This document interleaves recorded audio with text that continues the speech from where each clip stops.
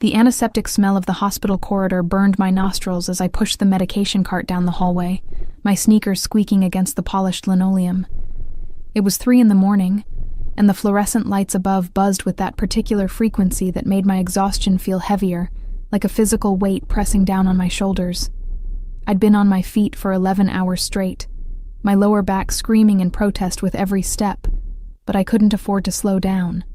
Not when I needed every extra shift I could get.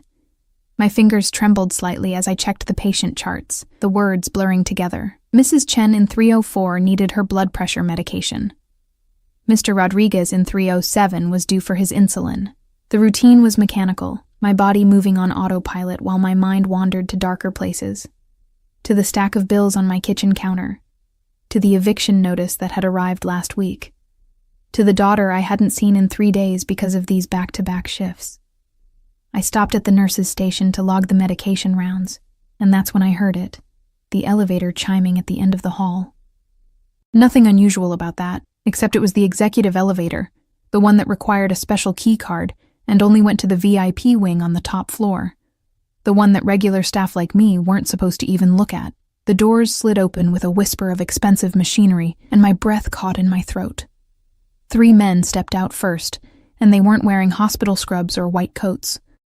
These men wore tailored black suits that probably cost more than I made in 6 months, their eyes scanning the corridor with the methodical precision of security cameras.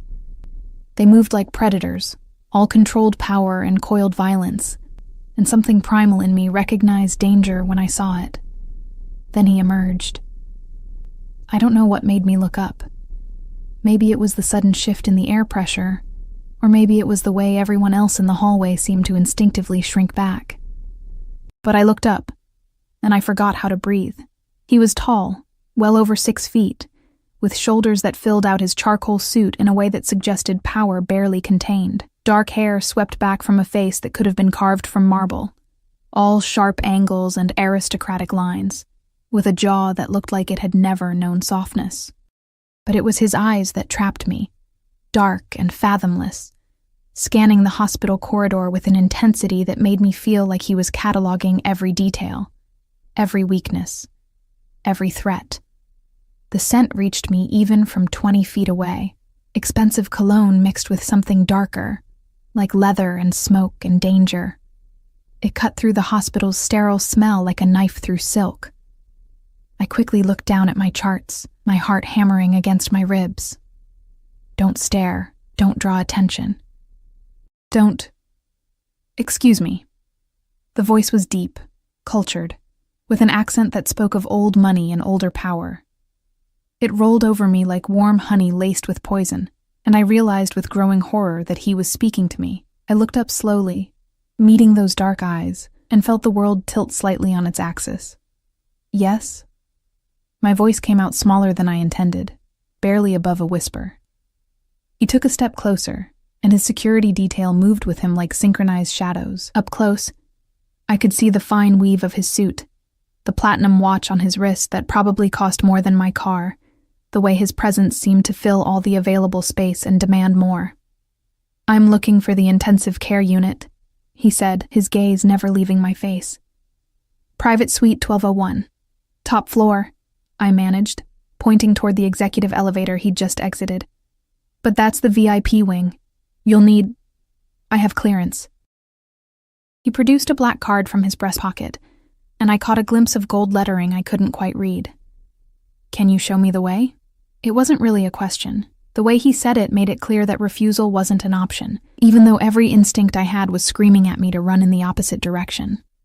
I'm not assigned to that floor, I said, clutching the medication chart to my chest like a shield. I'm sure one of the VIP nurses can... I'm asking you. 3 words, spoken quietly, but they carried the weight of absolute authority. This was a man who was used to being obeyed, who had probably never heard the word no in his entire life. And the way he was looking at me, with that dark, unreadable intensity, made me feel like a butterfly pinned to a board. I swallowed hard.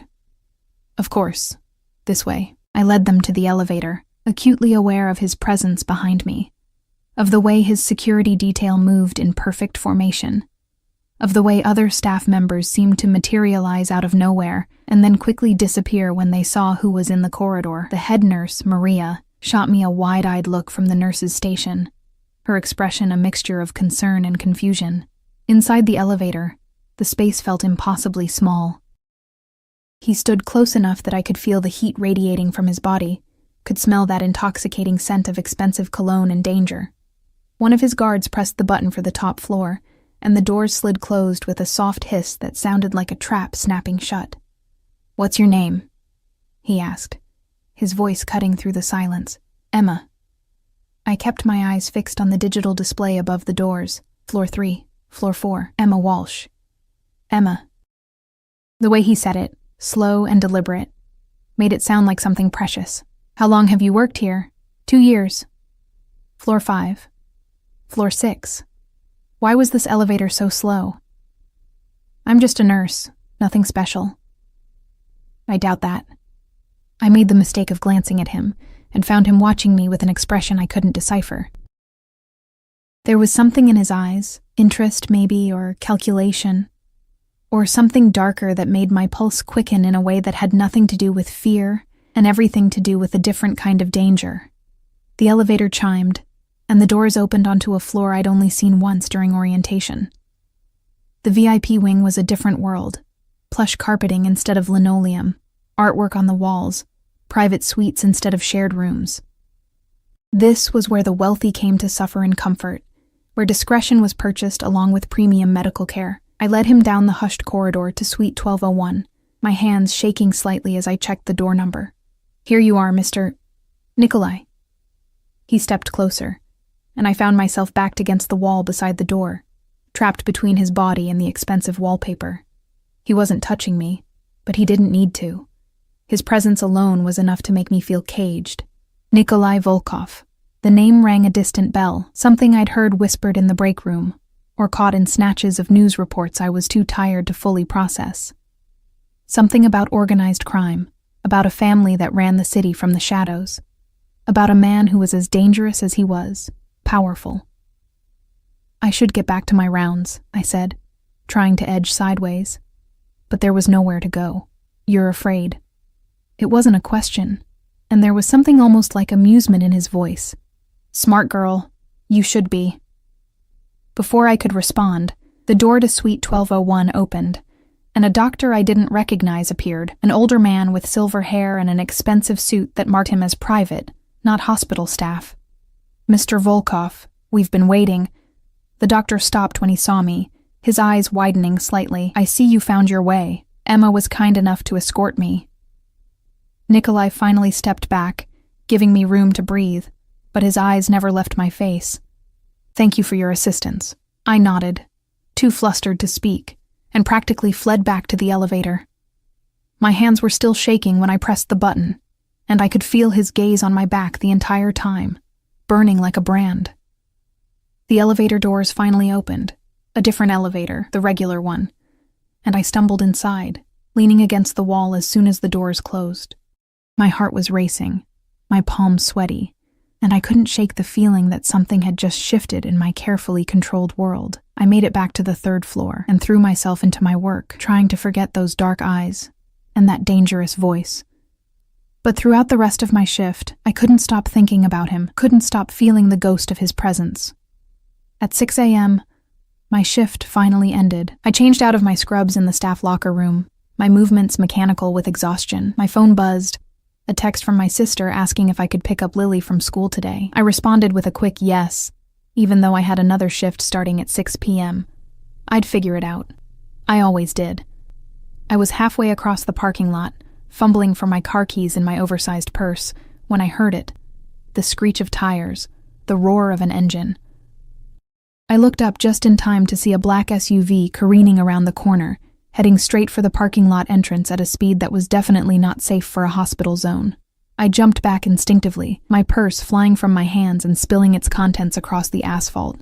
Wallet, phone, lip balm, loose change rolling everywhere. The SUV screeched to a stop about 10 feet away, and my heart was pounding so hard I thought it might burst through my ribcage. But that wasn't the worst part. The worst part was when I bent down to gather my scattered belongings and saw what had fallen from an inner pocket of my purse. A small plastic bag containing about 50 white pills. Pills that definitely weren't prescribed to me. Pills that I had absolutely no explanation for being in my possession. Pills that I had never seen before in my life. My hands froze, hovering over the bag as my mind raced. This wasn't possible. I didn't use drugs. I didn't sell drugs. I was a single mother working 2 jobs to keep a roof over my daughter's head. I was Emma Walsh? I looked up to find 2 police officers approaching, and my blood turned to ice. Behind them, getting out of the black SUV with a satisfied smirk on his face, was someone I recognized, someone I'd prayed I would never see again. Marcus Chen, my ex-boyfriend. Lily's father, the man who had disappeared 3 years ago, leaving me pregnant and alone, with nothing but debt and broken promises. And judging by the look on his face, he had just destroyed my life all over again. The handcuffs bit into my wrists as the police officer guided me into the back of the patrol car. Cold metal, unforgiving pressure.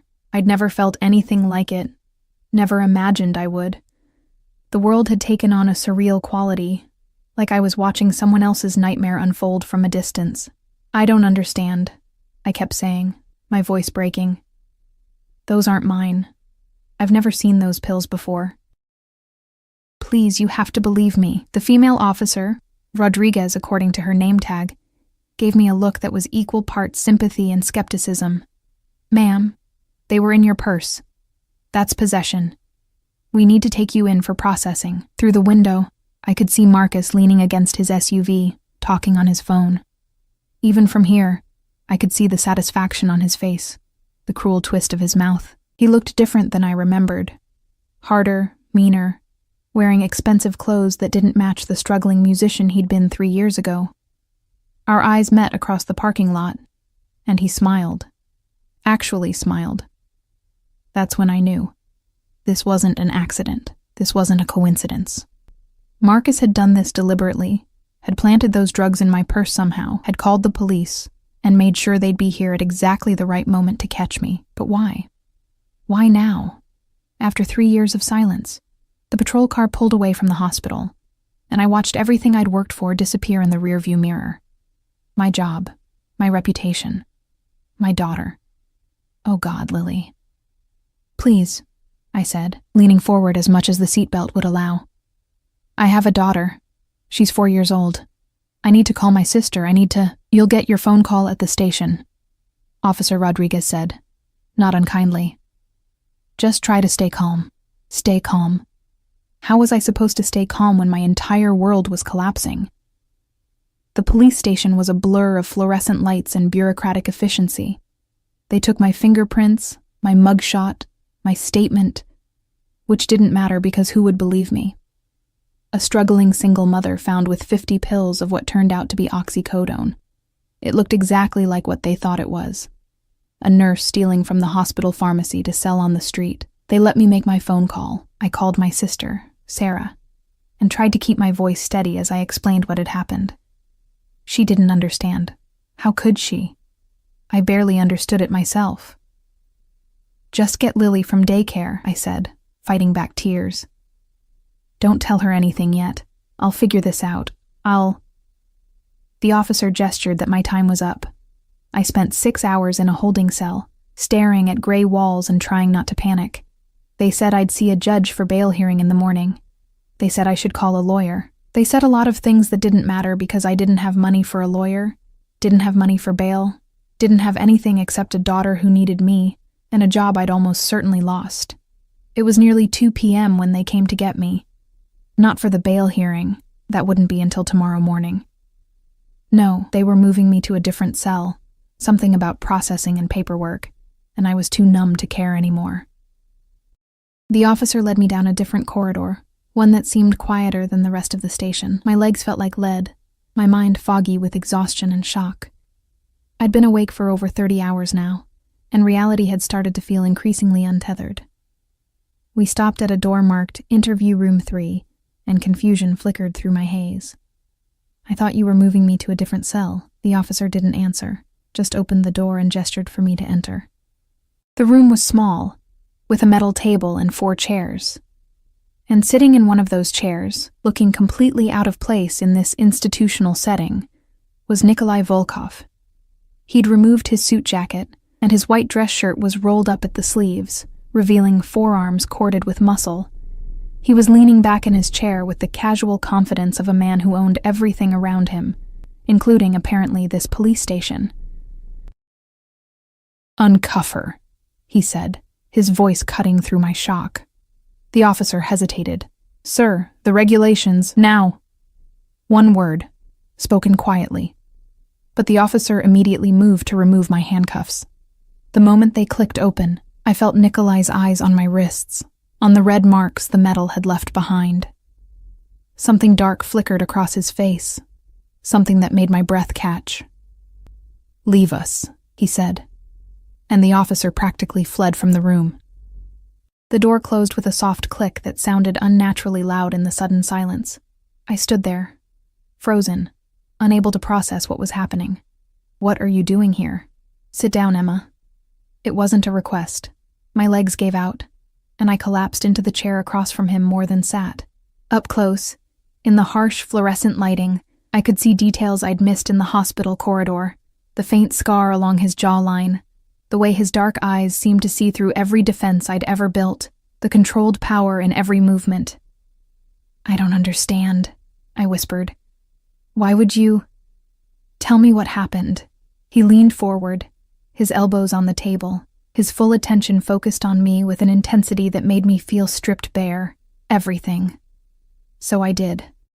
Maybe it was exhaustion, or shock, or the fact that nothing made sense anymore anyway.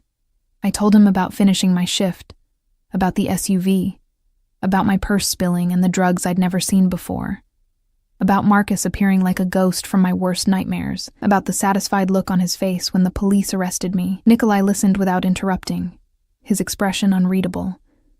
But I noticed his hands. They'd formed fists on the table, the knuckles white with tension. "Marcus Chen," he said when I finished. "Your ex-boyfriend? Lily's father." The words tasted bitter. He left when I was pregnant. I haven't seen or heard from him in 3 years. I don't know why he'd do this, why he'd— "I do." The certainty in his voice made me look up. He was watching me with an expression that sent chills down my spine, not fear, exactly, but the recognition that I was looking at a predator who had just identified his prey. "What do you mean?" Instead of answering, he pulled out his phone and made a call. "Dimitri, I need everything on Marcus Chen, where he's been, who he's been working for, what debts he owes. I want it in 30 minutes. He paused, listening. "No, not 30 minutes. 20. He ended the call and turned his attention back to me. "Marcus Chen has been working for the Zhao family for the past 18 months. Small-time smuggling, mostly. He owes them approximately $300,000. My mind reeled. "How do you know that? Why would you know that?" A slight smile curved his lips, but there was no warmth in it. "Because the Zhao family operates in my city, Emma. And I make it my business to know everyone who does." The implications of what he was saying slowly penetrated my exhausted brain. "You're—" "Yes." He didn't elaborate, didn't need to. The single word confirmed what I'd already suspected in the hospital corridor. I should have been terrified. I should have been running for the door, screaming for help. But instead, I heard myself ask, "What does this have to do with me? Why would Marcus set me up? Insurance?" Nikolai's jaw tightened. "The Zhao family lost a shipment 2 weeks ago. $50,000 worth of pharmaceutical-grade opioids. They think Marcus stole it, and they're right. He needed a scapegoat, someone to take the fall while he disappears. Someone vulnerable, someone no one would look twice at." The room spun. "He used me. He sacrificed you." The words were cold, clinical, but there was something burning beneath them, and in doing so, he made a mistake. What mistake? Nikolai stood up, buttoning his cuffs with precise movements. "He chose the wrong hospital, the man in suite 1201, the one I visited this morning. He's my uncle. My blood. And when you helped me find him, when you showed me kindness without knowing who I was—" He paused, his dark eyes locking onto mine. You became mine to protect. The possessiveness in his voice should have frightened me. Instead, it awakened something I didn't want to examine too closely.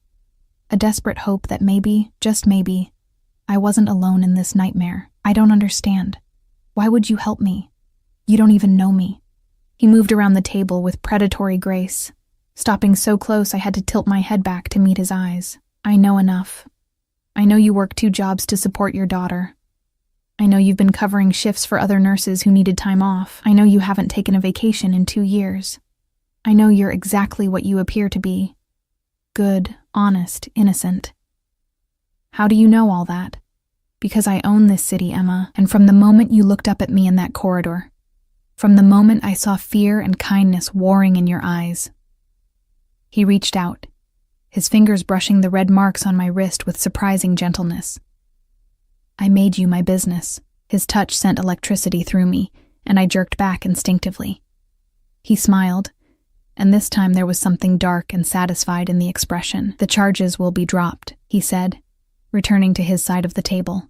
You'll be released within the hour. Your job at the hospital will be waiting for you, along with a formal apology from the administration and the police department. How can you? Because I can. Simple. Absolute. But there are conditions. Of course there were. Nothing in life was free, especially not salvation from a man like Nikolai Volkov. What conditions? My voice came out steadier than I felt. Marcus Chen owes the Zhao family money.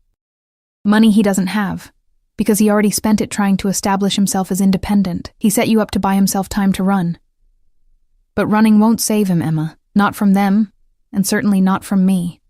I don't want revenge. I just want my life back. Too late for that. He leaned forward, his eyes boring into mine. Marcus knows you saw him. He knows you can identify him. And when the Zhao family realizes the police arrested the wrong person, they'll come looking for answers. They'll come looking for you and your daughter. Terror flooded through me, cold and paralyzing. Lily. Oh God, Lily. I have men watching your sister's house right now. Your daughter is safe, but she'll only stay safe if you agree to my terms.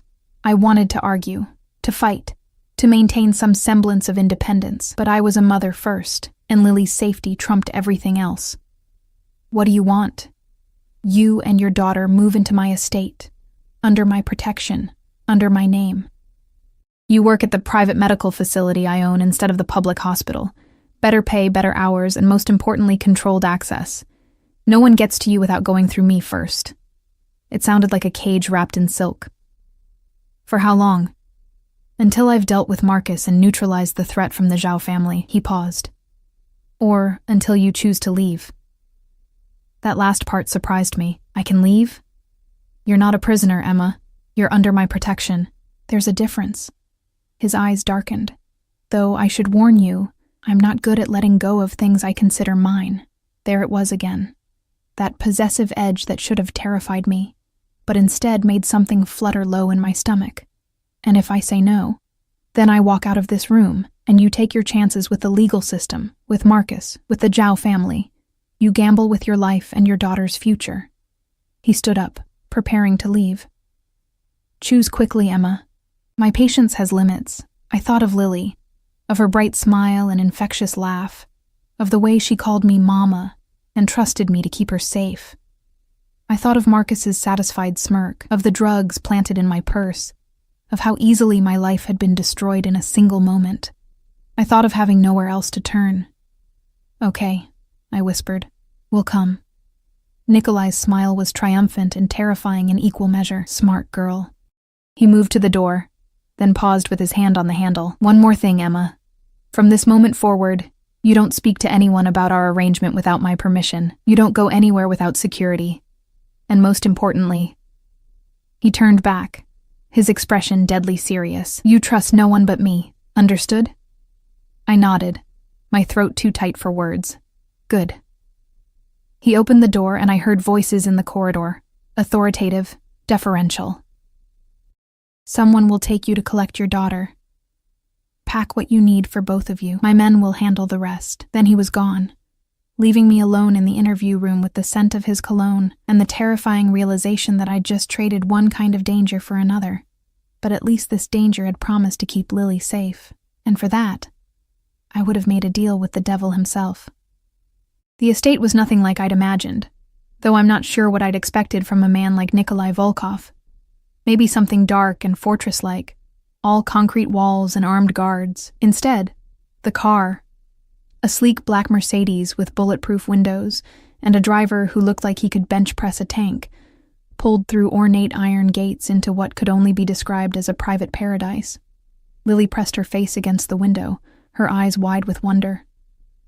"Mama, is this a castle?" "Something like that, baby." My voice sounded hollow even to my own ears. The main house rose 3 stories from manicured grounds, all cream-colored stone and tall windows that glinted in the late afternoon sun. Gardens sprawled in every direction. Roses, fountains, marble statues that probably cost more than I'd earn in a lifetime. It was beautiful. It was opulent. It was a cage wrapped in beauty, just as I'd suspected. Sarah had handed Lily over with questions I couldn't answer and concern written all over her face. "Emma, what's going on? Who are these men? Why do you have bodyguards?" "It's complicated," I'd said, hugging Lily tight and breathing in her familiar scent of strawberry shampoo and childhood innocence. "I'll explain everything soon, I promise." But how could I explain what I didn't fully understand myself? The car stopped at the front entrance, and the driver, a man named Victor, who'd spoken maybe 5 words during the entire drive, opened the door. Lily scrambled out first, immediately entranced by a nearby fountain featuring bronze dolphins. "Stay close to Mama," I said automatically, grabbing her hand. "Mrs. Walsh, if you'll follow me." A woman appeared at the top of the steps, elegant and professional in a gray dress that screamed expensive simplicity. "I'm Mrs. Chen, the estate manager. Mr. Volkov asked me to show you to your quarters." Mrs. Chen. The same last name as Marcus. I wondered if Nikolai had done that deliberately, a reminder of why I was here. Inside was even more breathtaking. Marble floors, crystal chandeliers, artwork that belonged in museums. Lily's hand tightened in mine, and I realized she was feeling as overwhelmed as I was. This wasn't our world. We didn't belong in places like this. "Your suite is on the 2nd floor, East Wing," Mrs. Chen said as we climbed a sweeping staircase. "Mr. Volkov wanted you to have privacy and access to the gardens. He thought your daughter might enjoy the play area we maintain for visiting family. Visiting family. As if we were guests rather than..." "What? Refugees? Prisoners? Protected assets?" She opened double doors into a space larger than my entire apartment. Floor-to-ceiling windows overlooked the gardens, letting in golden afternoon light. The living area featured cream-colored furniture that looked like no one had ever sat on it, while an open door revealed a bedroom beyond with a bed so large it could sleep 4 people comfortably. "The child's room is through here, Mrs. Chen continued, leading us to an adjoining space that made Lily gasp with delight. It was a little girl's dream, painted in soft lavender with white furniture. A canopy bed draped in gauze, shelves lined with toys and books that still had price tags. Someone had thought of everything, down to the stuffed animals arranged on the bed and the child-sized table set up for tea parties. "Mama, look!" Lily ran to examine a dollhouse that was an exact replica of this very estate. "It's so pretty, Mr. Volkov had this prepared this afternoon," Mrs. Chen said quietly. "He wanted your daughter to feel at home." The thoughtfulness was unexpected, unsettling. It spoke of resources and power I couldn't comprehend. The ability to transform a room in hours, to anticipate needs I hadn't even voiced, to create comfort in the middle of chaos. "When will I see him?" I asked. "Mr. Volkov? He'll join you for dinner at 7. Until then, please make yourselves comfortable. If you need anything, just press the button by the door. Someone will assist you immediately." Mrs. Chen moved toward the exit, then paused. "Mrs. Walsh, Mr. Volkov wanted me to tell you that you're safe here, truly safe. He takes the protection of his household very seriously." After she left, I sank onto the couch and watched Lily explore her new room through the open doorway. She was chattering to herself, already adapting the way children do, already accepting this strange new reality with the resilience I wished I possessed. My phone buzzed. A text from Sarah demanding answers. I stared at it, Nikolai's warning echoing in my mind. You don't speak to anyone about our arrangement without my permission. I typed out a careful response. Everything's fine. New security job came up with housing included. We'll explain more soon. Love you. It wasn't entirely a lie, but it felt like one. The hours until dinner passed in a strange suspension of time. I unpacked our meager belongings, clothes that looked shabby in this palatial closet. Lily's favorite stuffed rabbit, a photo of my parents who died when I was 20. Everything I owned fit into 2 suitcases, a stark reminder of how little I had, how easily my entire life could be uprooted. At 6:30, there was a soft knock. A young woman entered carrying garment bags. Mr. Volkov thought you might want something for dinner, she said shyly, laying them across the bed. He asked that I help with your hair and makeup, if you'd like. Inside the bags were dresses, elegant, expensive, in styles that would actually flatter my figure. Size 6, exactly right. Of course, Nikolai would know my size. He seemed to know everything else. I chose a simple navy dress, declining the makeup help, but accepting assistance with my hair. The woman, her name was Irina, styled it into a loose updo that made me look sophisticated, almost beautiful. Almost like I belonged here. Lily wore a pink dress that had been included in the haul, and she twirled in front of the mirror, delighted. I look like a princess. You are a princess, I said, kissing the top of her head and trying not to think about the cost of everything we were wearing. Mrs. Chen returned at 7 precisely to escort us to dinner. We walked through corridors lined with art I didn't recognize but suspected was priceless, past rooms whose purposes I could only guess at. The house seemed to go on forever, a labyrinth of luxury. The dining room was more intimate than I'd expected. A round table set for 3, candles flickering in crystal holders, windows overlooking gardens now lit by strategically placed lights that turned the landscaping into something magical. And there, standing by the window with a glass of what looked like whiskey, was Nikolai. He'd changed into dark slacks and a black dress shirt, the sleeves rolled up the way they'd been in the police station. He looked relaxed, dangerous, completely at ease in this world of wealth and power. When he turned and saw us, something flickered across his face. Satisfaction, possession, and something else I couldn't name. Emma. My name on his lips sounded different than when other people said it, weighted with meaning I didn't understand. I'm glad you're here. His eyes traveled over me, taking in the dress, the hair, every detail. And I felt suddenly exposed despite being fully clothed. Then his gaze shifted to Lily, and his expression softened in a way I hadn't thought possible. And you must be Lily. He crouched down to her level, making himself less intimidating. I'm Nikolai. Welcome to my home. Lily, who was usually shy with strangers, studied him with the intense scrutiny only a 4-year-old could manage. You have a big house. I do. Do you like it? Especially the dollhouse, and the dolphins. She tilted her head. Are you Mama's friend? Yes, he said without hesitation, his eyes flicking to mine. I'm your Mama's very good friend.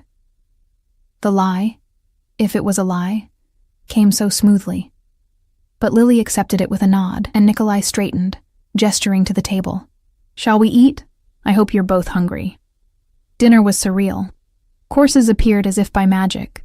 Soup, salad, perfectly cooked salmon with vegetables Lily actually ate without complaining. Nikolai kept the conversation light, asking Lily about her favorite toys, her daycare, what she wanted to be when she grew up.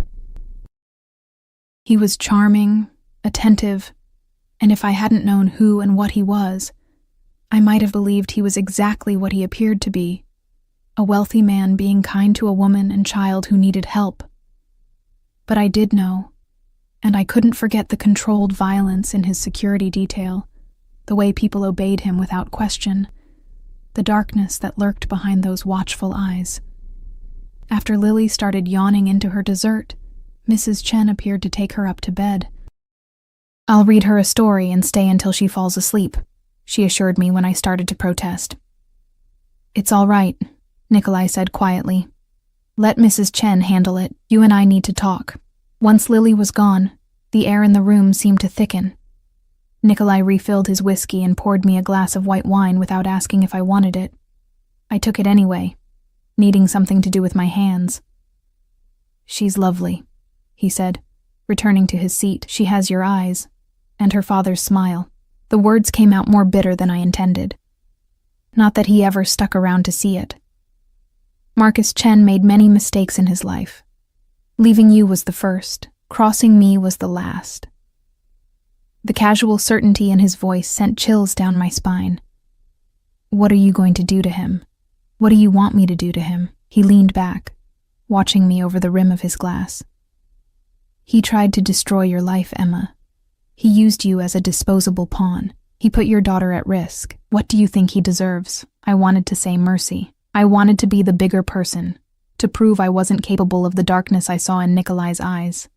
But when I thought of Lily, of how close I'd come to losing her, of the fear and helplessness I'd felt in that holding cell, "I want him to pay," I whispered. "I want him to understand what he did to us." "Good." Nikolai's smile was predatory.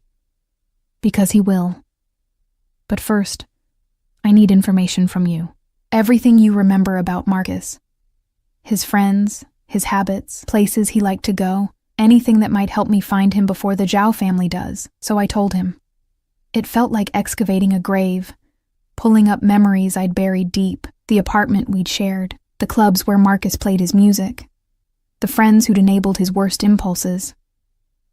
It wasn't much, and most of it was 3 years old, but Nikolai listened intently, occasionally asking questions that revealed just how thoroughly he understood the city's criminal underbelly. "He'll run to his cousin in Brooklyn," Nikolai said when I finished. "David Chen. Small-time fence thinks he's smarter than he is. I'll have men there by morning, and then what? Then I'll have a conversation with Marcus about the consequences of his choices." He stood up, moving to the window. "But that's not your concern, Emma. Your concern is adjusting to life here, keeping Lily happy and safe, and starting your new position at my medical facility next week. Just like that, I'm supposed to pretend everything's normal. Normal is relative." He turned back to face me, and in the candlelight, his features took on a harder edge. "You're under my protection now. That means you follow my rules, accept my decisions, and trust that I know what's best for your safety." The arrogance should have infuriated me. Instead, it awoke something I didn't want to acknowledge. A treacherous relief at having someone else make the decisions, carry the weight, ensure Lily's safety. I'd been alone for so long, fighting so hard, and the temptation to surrender that burden was overwhelming and dangerous. "I'm not good at following rules," I said, meeting his gaze, "or accepting other people's decisions." "No?" He crossed the space between us with predatory grace, stopping close enough that I could smell his cologne, feel the heat of his body. "Then let me make something very clear, Emma. I don't care what you're good at. I care about keeping you alive. And if that means you have to sacrifice some of your independence, some of your pride, then that's a price you'll pay, because the alternative, the Zhao family finding you, Marcus using Lily as leverage, you ending up in a ditch somewhere, is unacceptable to me. Why?" The question burst out before I could stop it. "Why do you care? You don't know me. You don't owe me anything. So why go to all this trouble?" He reached out, his fingers tracing the curve of my jaw with a gentleness that contradicted everything else about him. "Because from the moment I saw you in that hospital corridor, exhausted and kind and so goddamn beautiful it hurt to look at you, I knew you were mine to protect, mine to keep. Mine." The possessiveness in his voice should have terrified me. Instead, it ignited something low in my belly, a heat that had nothing to do with fear and everything to do with the dangerous attraction I'd been trying to deny since I first met his eyes. "That's insane," I whispered. "Yes." His thumb brushed across my lower lip, and my breath caught. "But I've never claimed to be sane, Emma. I'm a violent man who's done terrible things. I've killed, stolen, destroyed lives without remorse. But you," his eyes burned into mine, "you're different, you're good, and I'm going to keep you that way, even if it means keeping you locked in a cage made of silk and gold." He stepped back abruptly, as if touching me had burned him. Go to bed, Emma. Tomorrow, we'll discuss your new work schedule and security protocols. For tonight, just rest. You're safe here. I wanted to argue, to demand more answers, to understand what I'd gotten myself into. But exhaustion was pulling at me like an undertow, and Lily was upstairs waiting, and maybe, just maybe, I needed to accept that some questions didn't have comfortable answers. Good night, Nikolai, I said quietly. Good night, Emma. He turned back to the window, dismissing me. Sleep well. Tomorrow, everything changes. I walked back through the labyrinth of corridors, finding my way by instinct and the discreet guidance of a guard stationed at every turn. When I finally reached our suite, I found Lily fast asleep in her canopy bed, Mrs. Chen sitting in a chair nearby with a book. She went down easy, the older woman said softly, tired from all the excitement. I'll leave you now, but if you need anything during the night, just press the call button. Alone in my own oversized bed, staring at the ceiling through gauze curtains that filtered moonlight into something dreamlike, I finally let myself process everything that had happened. 24 hours ago, I'd been a single mother working double shifts and barely scraping by. Now I was living in a mansion under the protection of a man who spoke of ownership like it was romance, who promised violence as if it were devotion. I should have been planning my escape. Instead, I was thinking about the way his thumb had felt against my lip, the promise in his dark eyes, the terrifying security of being claimed by someone powerful enough to destroy anyone who threatened me. My phone buzzed one last time before I silenced it, a text from an unknown number. Sleep well, Emma. My men are watching. You're safe. I shouldn't have found comfort in that message. But as I drifted off to sleep, surrounded by luxury I hadn't earned and protection I'd never asked for, I realized that safety had become more precious than freedom, and that realization scared me more than anything else. 3 days passed in a blur of routine that felt anything but normal. Each morning, I woke to find breakfast already prepared in the suite's kitchenette, fresh fruit, pastries, coffee that tasted like liquid gold. Lily adapted with the ease of childhood, already befriending the gardener's daughter and spending hours in the play area that had indeed been designed for visiting family members I'd never met. I should have felt like a guest. Instead, I felt like a bird in a gilded cage, beautiful and trapped in equal measure. Nikolai was everywhere and nowhere. I'd catch glimpses of him through windows, crossing the courtyard with men in dark suits, taking phone calls in what I'd learned was his study, disappearing into black cars that returned hours later. But he never approached, never sought me out, maintaining a distance that felt deliberate and confusing. On the fourth morning, Mrs. Chen informed me that I'd be starting at the medical facility that afternoon. Mr. Volkov wants you to meet the staff and familiarize yourself with the space, she said, handing me a tablet with facility information. Victor will drive you at noon. The Volkov Medical Center was nothing like the overcrowded public hospital I'd left behind. Located in a converted brownstone in one of the city's most exclusive neighborhoods, it catered to clients who valued discretion as much as quality care. The lobby looked more like a luxury hotel than a medical facility. All marble and soft lighting and artwork that probably cost more than most people's homes. Dr. Sarah Kim, the facility director, gave me a tour that left my head spinning.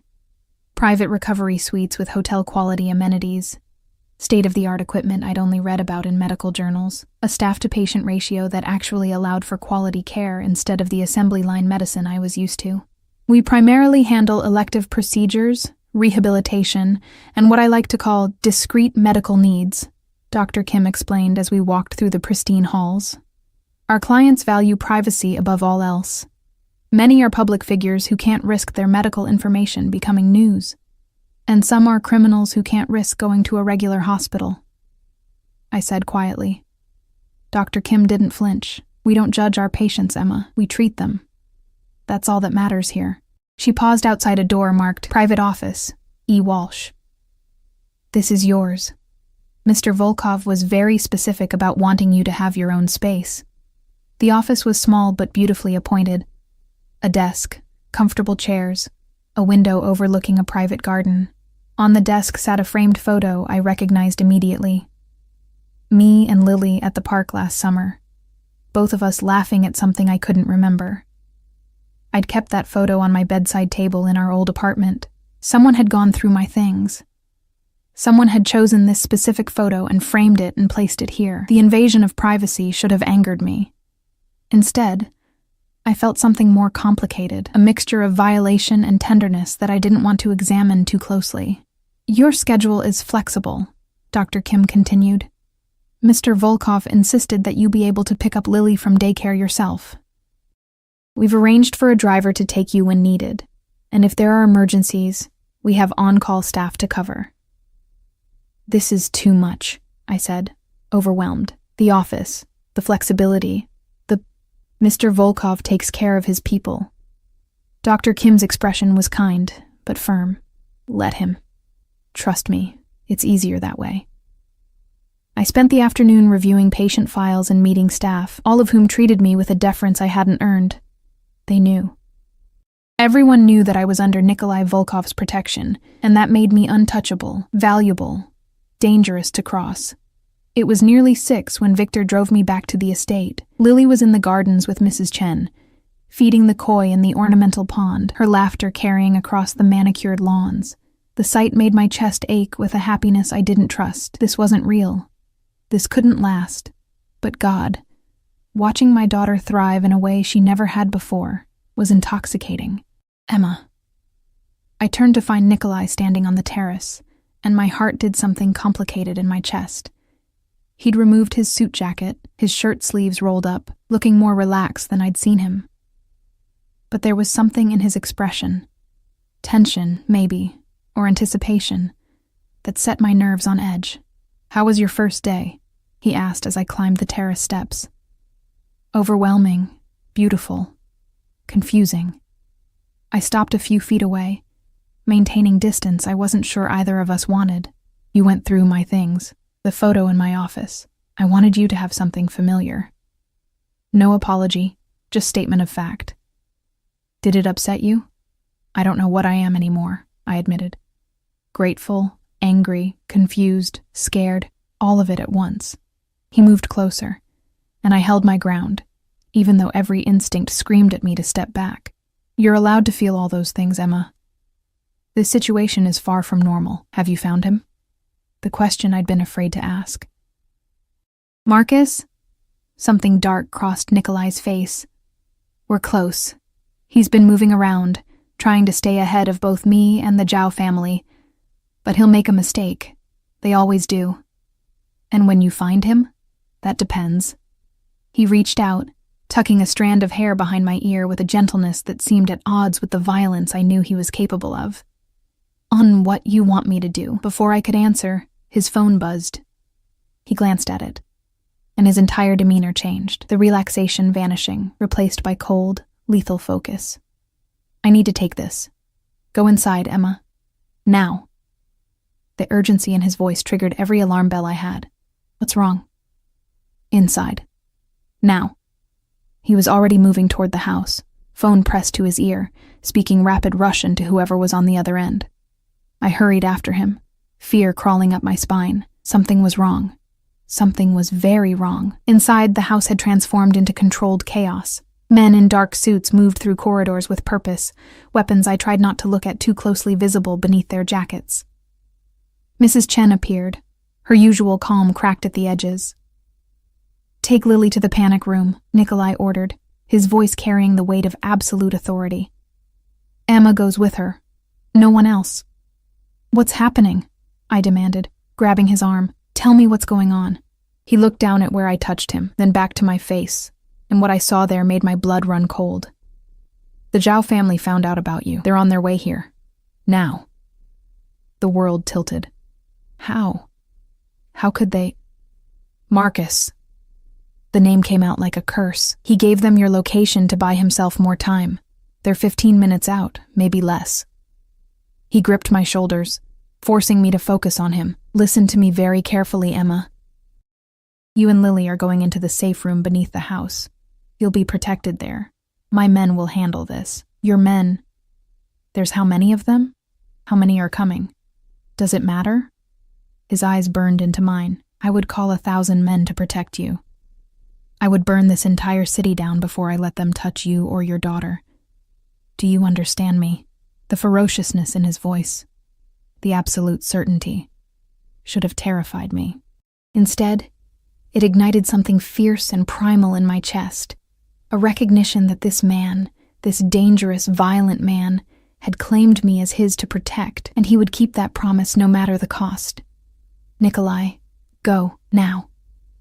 He kissed my forehead, quick and hard, then pushed me toward Mrs. Chen. Keep them safe. The panic room was accessed through a hidden door in the library, revealed when Mrs. Chen pressed a specific book spine. Stone steps descended into what looked like a bunker. Reinforced walls, security monitors, supplies for an extended stay. Lily, who Mrs. Chen had collected from the garden, looked scared for the first time since we'd arrived. Mama, what's happening? Just a precaution, baby. I pulled her close, trying to keep my voice steady. We're going to wait here for a little while, okay? It's like a game. I don't like this game, she whispered against my chest. I know, sweetheart. I know. Mrs. Chen sealed the door behind us, and the locks engaged with a series of mechanical clicks that sounded like a tomb closing. The security monitors showed multiple angles of the estate: the gates, the driveway, the house exterior. On one screen, I could see Nikolai standing in the courtyard, surrounded by what looked like at least 40 men in tactical gear. 40 men. To protect me. The absurdity and gravity of it hit me simultaneously. Mrs. Walsh, Mrs. Chen said softly, you should see this. She pointed to another monitor, this one showing the road leading to the estate. My breath caught. Cars. So many cars. Black SUVs moving in formation. At least 20 of them. Maybe more. That's the Zhao family? I whispered. And their associates. Mrs. Chen's face was grim. They brought an army. On the main monitor, I watched Nikolai give orders, his men spreading out in defensive positions. He looked calm, almost relaxed, as if he faced small armies every day. Maybe he did. What did I really know about his life? About the violence he'd casually mentioned committing? The cars reached the gate, stopped. For a long moment, nothing happened. Then the shooting started. Even through the reinforced walls, I could hear it. The rapid crack of gunfire, the shouts, the chaos. Lily clamped her hands over her ears, and I pulled her into my lap, covering her body with mine, useless protection against what was happening above us. The monitors showed hell. Muzzle flashes in the growing darkness. Men taking cover behind vehicles, walls, statues. The beautiful gardens being torn apart by bullets. And in the center of it all, Nikolai, moving with lethal precision, returning fire with a calm that spoke of extensive experience. How long will this last? I asked Mrs. Chen, my voice shaking. Until one side wins or retreats. She was watching the monitors with the detachment of someone who'd seen this before. The Zhao family is trying to send a message. Mr. Volkov is sending one back. Minutes crawled by like hours. On screen, I watched bodies fall. Some of Nikolai's men, more of the attackers. The violence was surreal, like watching an action movie, except this was real. These were real bullets, real blood, real death, happening because of me. Then on one monitor, I saw something that made my heart stop. More cars, dozens of them. Coming from every direction, surrounding the Zhao family's forces like a closing fist. What? I started. Reinforcements. Mrs. Chen's lips curved into a small smile. Mr. Volkov called in the families allied to him. The Sokolovs, the Petrovs, the Ivanovs. Every Russian organization in the city just showed up to defend his territory. I watched in awe as what had to be hundreds of men emerged from the newly arrived vehicles. The Zhao family, realizing they were suddenly outnumbered at least 3-1, began retreating. The shooting intensified briefly, then started to fade as the attackers fled. It was over in less than 30 minutes. 30 minutes that felt like a lifetime. The all-clear signal came through. 3 long tones on the intercom system. Mrs. Chen unlocked the door, and we emerged into a house that looked untouched, as if the battle outside had never happened. But when I stepped onto the terrace, I could see the damage, bullet holes in the stone walls, shattered windows, flowers destroyed, fountains cracked, and bodies. Oh God. The bodies being loaded into vehicles, covered with tarps, disappeared with the efficiency of people who'd done this many times before. Nikolai stood in the courtyard, covered in what looked like someone else's blood, talking to men I didn't recognize. His suit was ruined, his face grim, but he was alive. He was alive. The relief that flooded through me was overwhelming, confusing, terrifying in its intensity. He saw me on the terrace and said something to the men around him before striding toward the house. His men parted before him like water, and I saw the respect.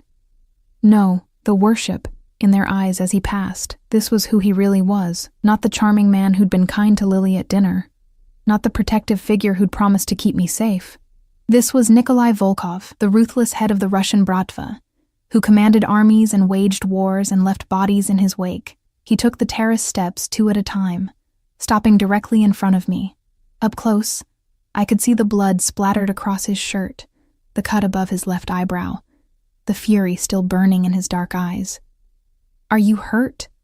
His hands were on my face, tilting it toward the light, checking for injuries that didn't exist. "I'm fine. We're fine." My voice came out steadier than I felt. "You're bleeding." "It's nothing." He dismissed the cut with a wave. "Emma, I need you to understand something. What you just witnessed. That's the world I live in. That's who I am. Violence, death, war.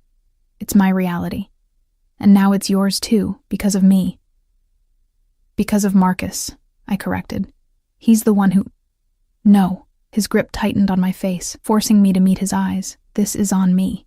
I claimed you, made you mine, and that put a target on your back. The Zhao family came here to send me a message. That they can reach my people, hurt what I protect. They failed today, but they'll try again. Everyone will. Now that they know you matter to me." The revelation hung between us, heavy and significant. "I matter to you. Yes." No hesitation, no softening of the admission. "You matter. More than you should. More than is wise. More than I can afford. But I can't seem to make myself care about the consequences." On the monitor, I could still see through the terrace doors. Bodies were being cleared, damage assessed. The world Nikolai had just described made visceral and real. I should have been repulsed. I should have been planning to run the moment I had the chance. Instead, I found myself saying, "What happens now?" "Now?" A dark smile curved his lips. "Now I make it very clear that touching you means death.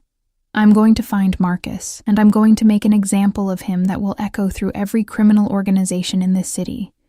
I'm going to show the Zhao family what it costs to come after what's mine. And then—" He leaned closer, his breath warm against my ear. "Then I'm going to make sure you never leave me, Emma, because I've tasted what it's like to protect you, to keep you safe, to know you're under my roof, and I'm not strong enough to give that up." His words should have sounded like a threat. Instead, they sounded like a promise, dark and seductive and absolute. "You're insane," I whispered. "I warned you I was." He pulled back, his eyes searching mine. "Tell me to stop, Emma. Tell me you want to leave, and I'll arrange safe passage for you and Lily somewhere far from here. New identities, new lives, protection from a distance. Just say the word." It was a test, maybe, or an out. A chance to escape before I fell any deeper into this dangerous, seductive world. I thought of Lily upstairs, traumatized by what she'd heard. I thought of the bodies being cleared from the gardens. I thought of the violence that would always be part of Nikolai's life, the danger that came with being his. And then, I thought of his hands on my face, checking for injuries, the way he'd called in an army to protect me.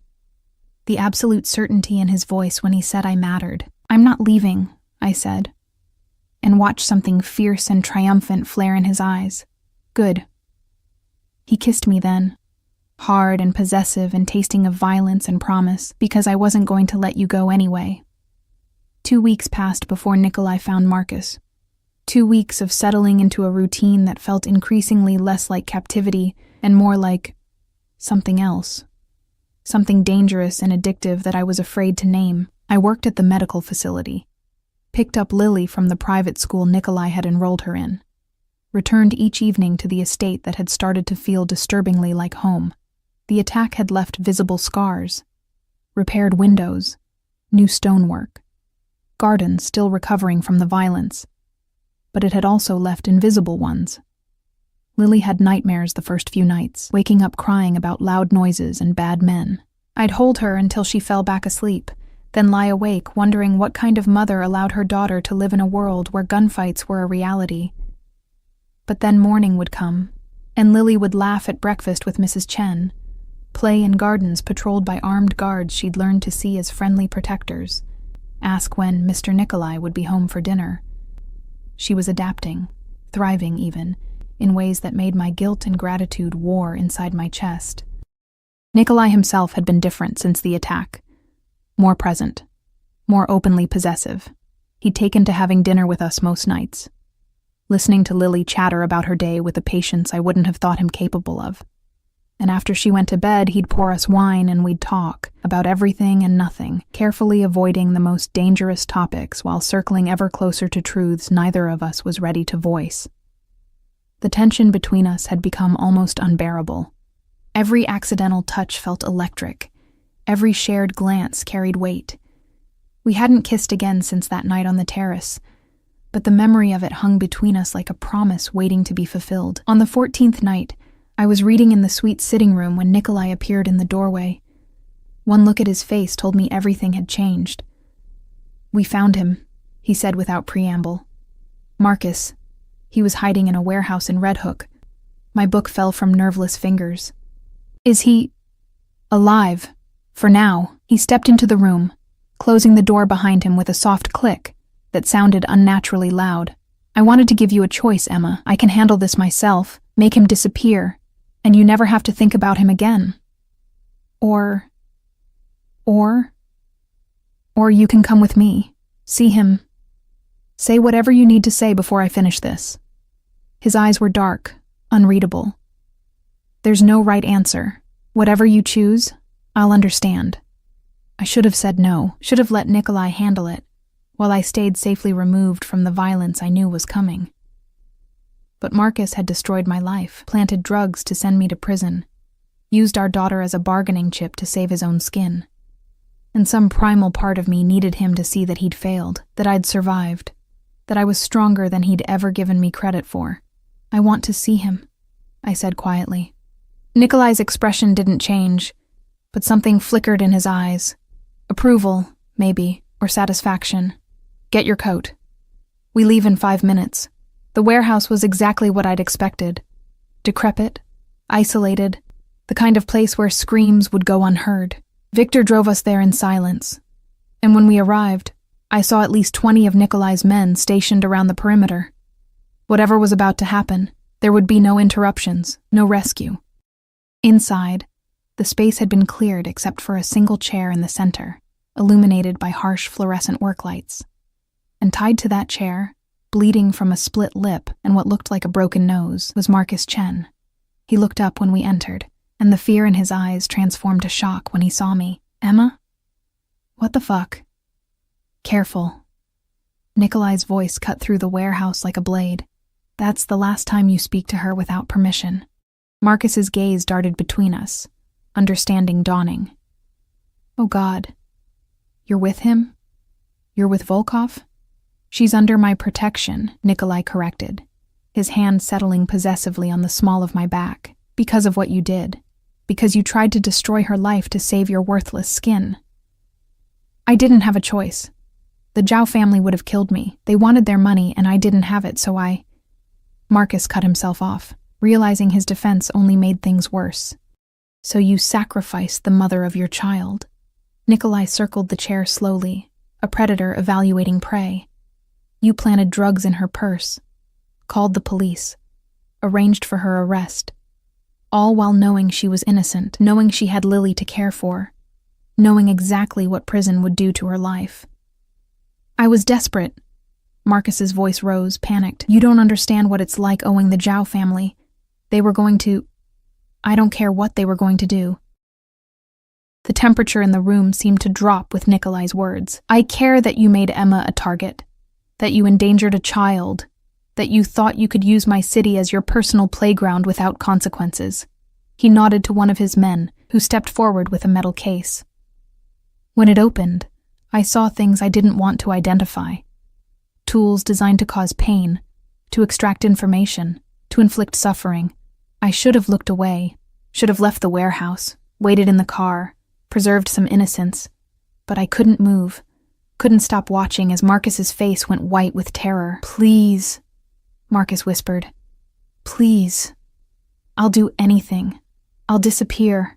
You'll never see me again, I swear. You're right about one thing. Nikolai selected something from the case. Pliers, I realized with sick fascination. I'll never see you again. But first, Emma has something to say to you. All eyes turned to me. Marcus is desperate and pleading. Nikolai's dark and expectant. The guards carefully neutral. And I realized this was my moment. My chance to confront the man who'd abandoned me, betrayed me, nearly destroyed everything I'd built. I stepped closer to Marcus's chair, close enough to see the fear sweat on his face, smell the desperation rolling off him in waves. Up close, he looked smaller than I remembered, weaker, pathetic in a way that made my years of anger seem almost wasted. You left me pregnant and alone, I said, my voice steady despite the emotions churning inside. I worked 2 jobs to support our daughter. I went without sleep, without food, without anything that wasn't absolutely necessary, just to give her a decent life. And she's amazing, Marcus. She's smart and kind and beautiful, and you'll never know her. You'll never get to see the person she becomes. Emma, please. I'm not finished. The steel in my voice surprised even me. You could have just disappeared. You could have stayed gone, and I would have been fine with that. But you couldn't even give me that dignity. You had to actively try to destroy me, to take away the life I'd built without you. And for what? A few extra weeks of running from people you owed money. Marcus was crying now, tears mixing with the blood on his face. I'm sorry. God, Emma, I'm so sorry. I never meant for... You're not sorry, I interrupted. You're scared. There's a difference. I stepped back, suddenly exhausted by the confrontation I'd thought I needed. I came here thinking I wanted revenge, that I needed to see you suffer for what you did. But looking at you now, I realize you're already suffering. You're going to die tonight because you made stupid choices and burned every bridge you ever had. And I don't need to watch that. I don't need to carry that with me. I turned to Nikolai. I'm ready to leave. Something like respect flickered across his face. He nodded to Victor, who moved to escort me out, but I paused at the warehouse door, looking back one last time. She asks about you sometimes, I said to Marcus. Lily. She asked things.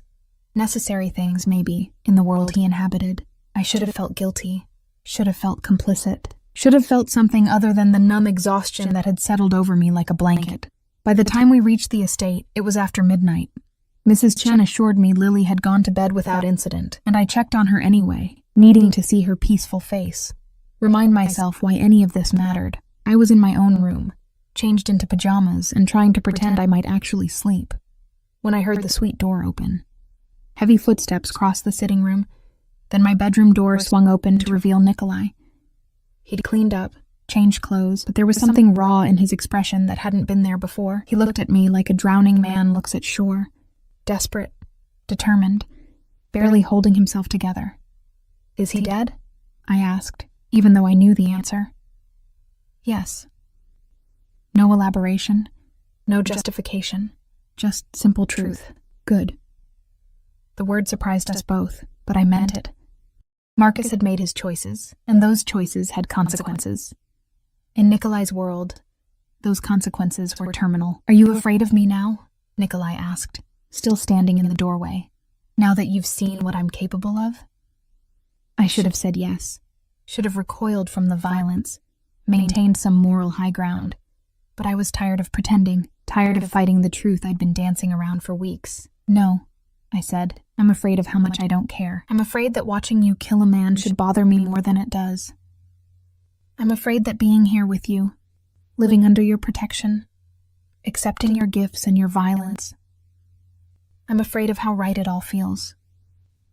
He crossed the room in 3 strides, pulling me up from the bed and into his arms with a desperation that stole my breath. Then stop fighting it, he growled against my hair. Stop pretending you don't feel this. Stop acting like you want to leave when we both know you'd tear yourself apart trying. This is insane, I whispered, even as my hands clutched his shirt, holding him closer. You're a criminal. A killer. Everything about this is wrong. Yes. His lips found my temple, my cheek, the corner of my mouth. And you're still here, still mine. Still choosing this even when I've given you every reason to run. He was right. God help me. He was right. I'd had chances to leave, opportunities to escape with Lily to somewhere safe, but I hadn't taken them. Because somewhere between the police station and tonight, between fear and protection, between danger and desire, I'd stopped seeing Nikolai as my captor and started seeing him as something more complicated. I can't promise you safety, he said, pulling back to look at me with eyes that burned with intensity. My life is violence and danger and things you shouldn't have to witness.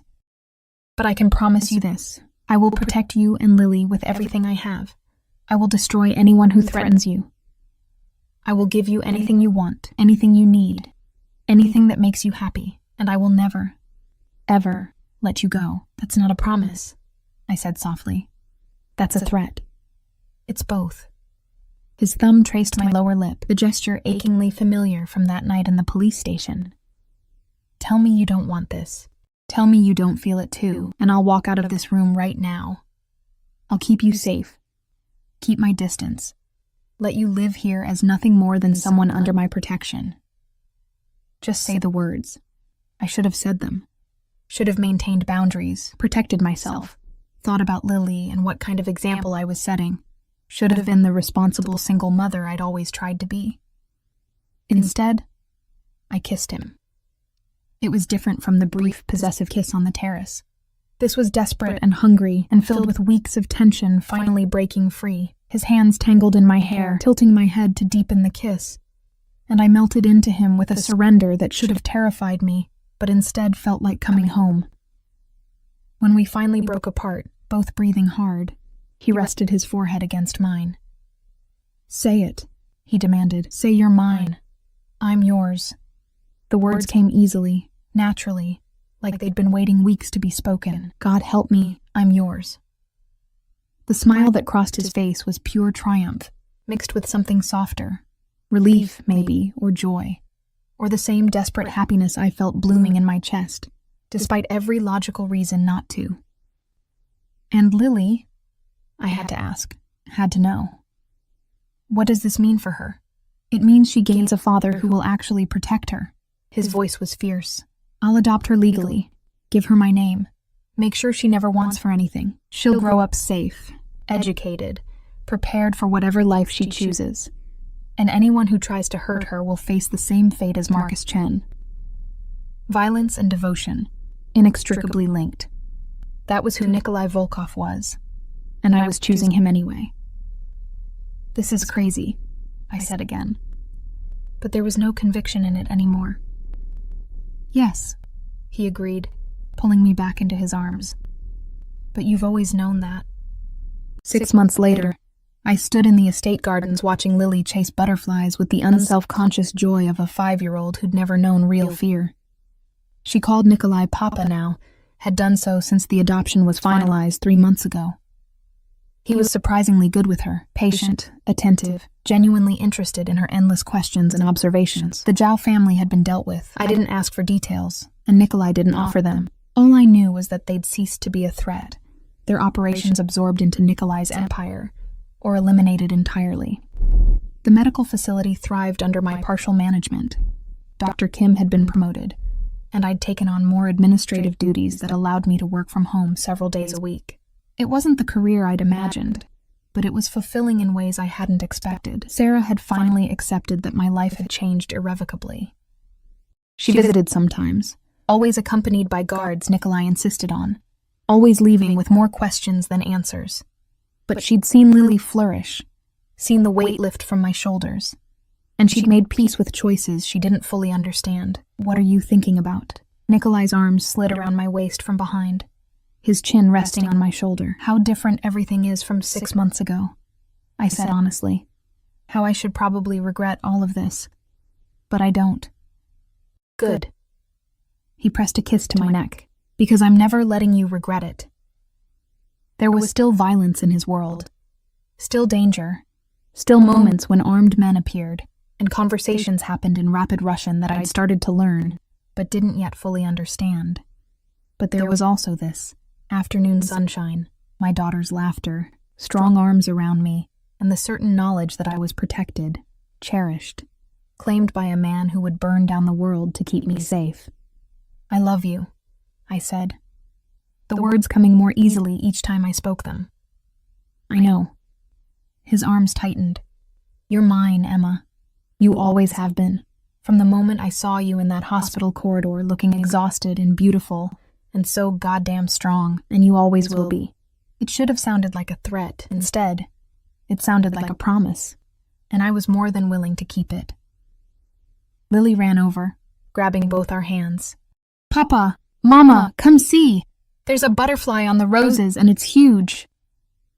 We followed her across the manicured lawn, the three of us together, a family forged from violence and protection, and a love that made no logical sense but existed anyway, fierce and unbreakable. I'd traded one life for another, given up independence for security, normalcy for danger, freedom for protection, and somehow, impossibly, I'd found happiness in the exchange. Marcus had tried to destroy me. Instead, he'd pushed me toward the one man powerful enough to save me and possessive enough to never let me go. The irony wasn't lost on me. But as I watched Nikolai crouch down to examine the butterfly with Lily, his dangerous face softened by genuine affection for the daughter who'd stolen his heart as thoroughly as I had, I realized I didn't care about irony. I cared about this, about us, about the strange, violent, beautiful life we'd built from the ashes of my old one, and I wouldn't change a single thing. The sun set over the estate, painting the gardens in shades of gold and amber. Inside, dinner would be waiting, prepared by staff who'd become family, served in a dining room where violence and tenderness existed in equal measure. Later, after Lily was asleep, Nikolai and I would retreat to the bedroom we now shared, where he'd hold me like I was precious, and claim me like I was his, because I was his, completely, irrevocably, dangerously his. And I'd never been happier.